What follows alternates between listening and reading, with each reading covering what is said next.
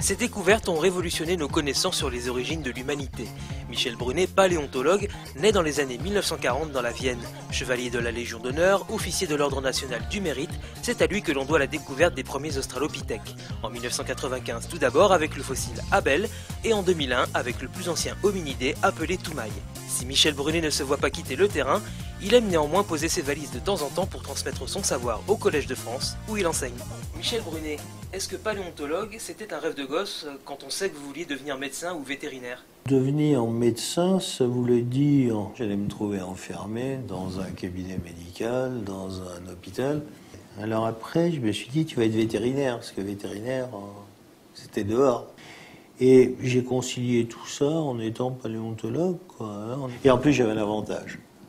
En m'occupant de ces très vieux hominidés, sont des patients qui ne se plaignent pas, qui ne râlent pas, donc c'est parfait, je suis tranquille. Pourquoi avoir quitté Paris après vos études pour aller à l'université de Poitiers pour monter un labo? Bâtir et monter quelque chose, c'est toujours intéressant. Aller quelque part pour construire quelque chose, je me sens encore prêt à le faire.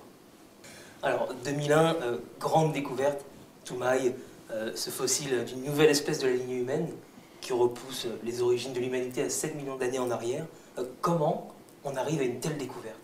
Alors, la plus belle découverte que j'ai faite, c'est pas Toumaï, c'est Abel, c'est le premier, en 1995.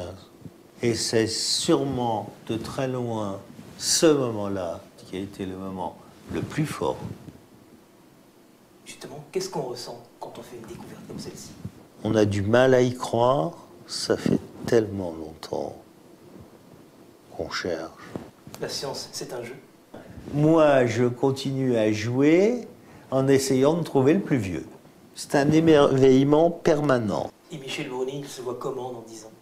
Michel Brunet, il essaie de comprendre certains trucs. Il est convaincu que pour avancer, il faut avoir de nouveaux fossiles. Et pour avoir de nouveaux fossiles, eh bien, il faut aller dehors, il faut aller sur le terrain. Donc, voilà.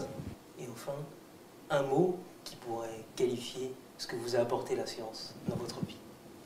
Beaucoup de joie, beaucoup de satisfaction. Vous avez encore beaucoup de rêves? Oh oui, oh oui, oh là là, oui, plein, oui, plein. Plein, oui, bien sûr, ouais. Je vous dis, ça, c'est clair, ouais. Ouais, ouais. Tant qu'on est jeune et en bonne santé, on peut avoir beaucoup de rêves.